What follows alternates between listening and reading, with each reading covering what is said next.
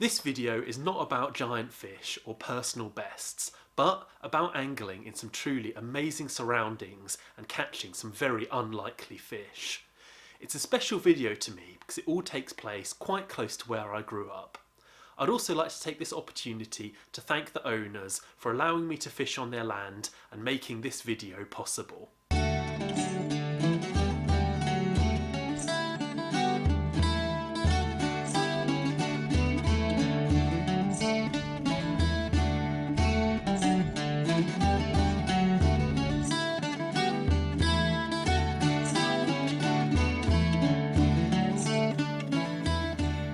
This all begins about 6 months ago, at the end of summer and the beginning of autumn. I'd just been fortunate enough to receive permission to fish in the moat of an old hall, and obviously I jumped at this opportunity, being somewhere that you don't get to fish every day. I arrived ready for my first session, which was going to be a relaxed one, just to get to know the water and the kind of species it might hold. As I pulled in, the excitement began to build, ready to explore this incredible water.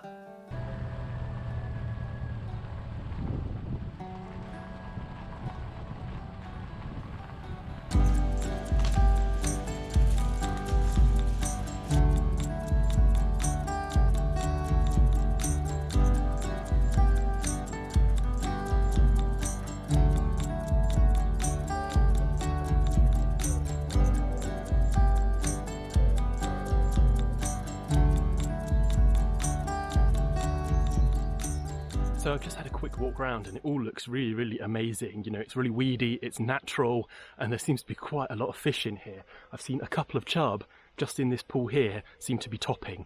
So I'm going to rig up my float rod and put a really light little bobber on and just cast out and see if anything will take the bait straight off the top.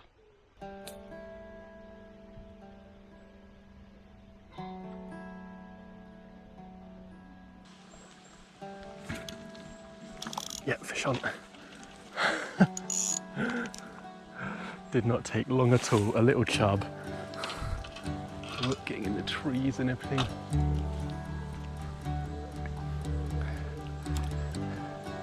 Look at that tiny chub there.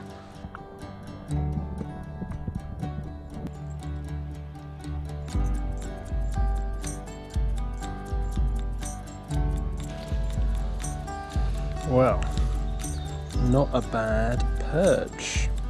They're very red-finned.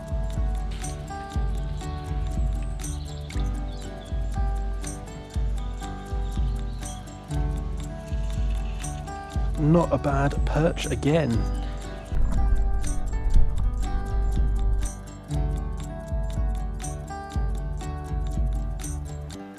I switched locations to the opposite bank, and over the afternoon I caught many small but pristine roach, chub and perch. What really struck me was the vivid colours of the fish from living in the crystal clear water. Eventually dusk closed in and I ended my first attempt, happy with the day's angling.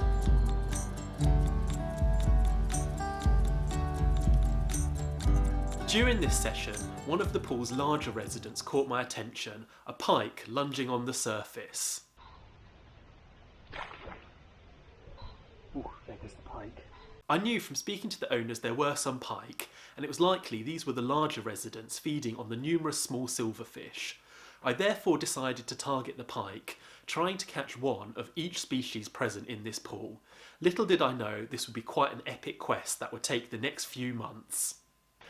I returned sometime later on a sunny but slightly cold day, and headed through the picturesque gardens to the pool where I'd seen the pike and been fishing previously. I opted to lure fish to cover the water better, and due to the weedy nature of the lake, chose a topwater frog. Over the course of the session, I had some explosive surface takes as the pike were in full feeding mode. Yep, pike on, pike on. Oh, he let go, he let go.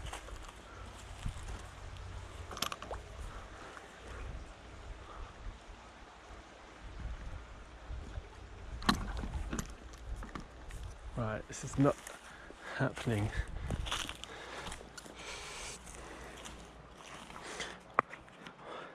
The pike wants it, but he's not getting hooked. So let's some on-the-job modifications. Bend these out. See if that works now.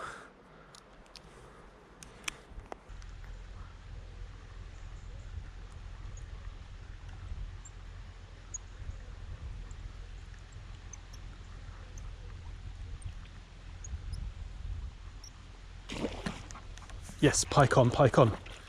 Oh, he spat it out again.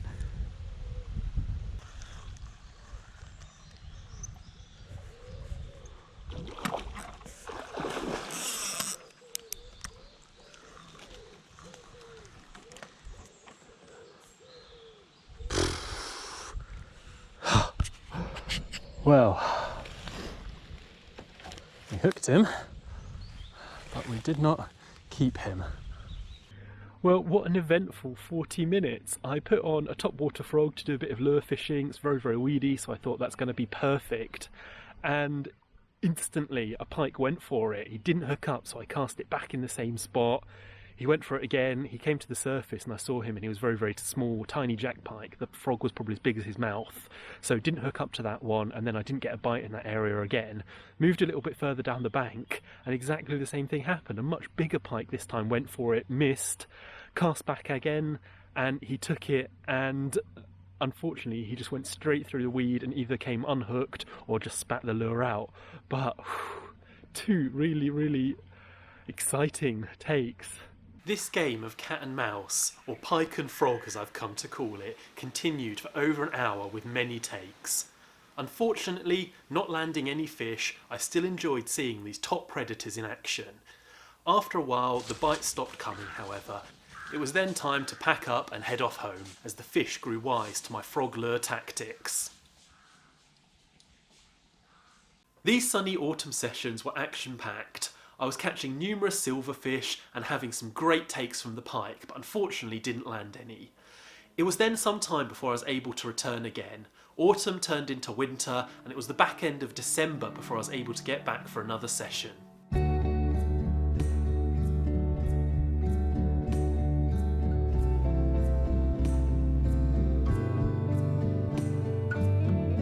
The temperatures had dropped and the whole garden looked very different without the bright summer colours. One of the positives, however, was that most of the dense weed that previously covered the pool had died back, making fishing much easier. I was still hoping that the pike might be hungry enough to take a lure. After a few hours covering all areas of the water, I hadn't even received a follow. This pattern continued for a few short attempts at catching the pike. Either they were completely dormant or now too wise for the lures. I had a few blanks and would always go home empty-handed. In some of these quieter sessions, I also took the opportunity to explore some of the grounds. I wanted to understand the moat better and really work out where the water was coming from to try and get a handle on why these fish were here. This seemed to start from a shallow, swift beck in some woodland just outside the property boundary. This passes through a culvert under the road. It then flows into the main moat, but also into a slightly deeper, narrow sidearm that goes under the main access bridge. There are then some small weirs and falls as the water spills down to accommodate the slight change in topography away from the main house towards the garden. This fills the deeper pool in which I have been fishing before trickling into the overflow channel at the opposite end and out into the surrounding fields. Eventually, it connects with the River Wensum, a possible source for the fish working their way into the system during floods. Of course, there is no telling how long the fish have been living here, possibly colonising long ago, as the current house dates to about 1470. I could be catching the descendants of a very special population. Getting back to the pike, while they're not fished for very often, they are generally lure fished, so they might be quite savvy to this particular technique. I therefore decided it was probably time for a change. I opted for dead baiting. Being deep in winter, this is a great technique to land pike. It's also one that these particular pike have probably never seen before, particularly if using an unusual bait like smelt. It was now January and the cold was really setting in. We woke to a couple of frosty mornings, perfect dead baiting conditions. I headed back through the grounds to a deeper area of the pool. Baited 2 rods and got these into some likely looking positions that looked good for a take.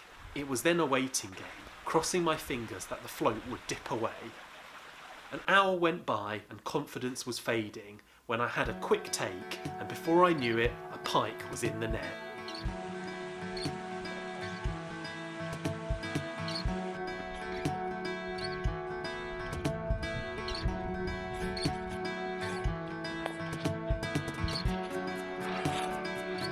Well, after many hours spent at the side of this pool, I finally caught the monster of this lake. So let's have a quick look at him. And there he is, really nice pike, still very, very lively. Really nice markings on this one, such a nice green colour from the shallow water. Not the biggest pike I'll ever catch, but you couldn't have asked for more from this kind of location.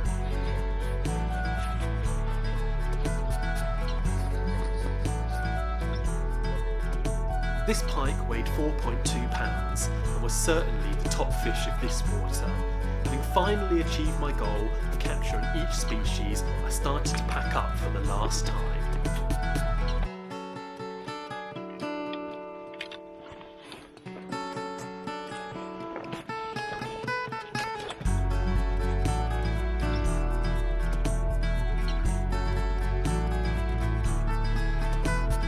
The capture of the pike brought this campaign to a close. This really was a test of angling patience, and I was eventually rewarded. I was ecstatic to finally catch the elusive predator that had evaded me for so many sessions. This goes to show that by developing your techniques and adapting to conditions, no fish is ever uncatchable.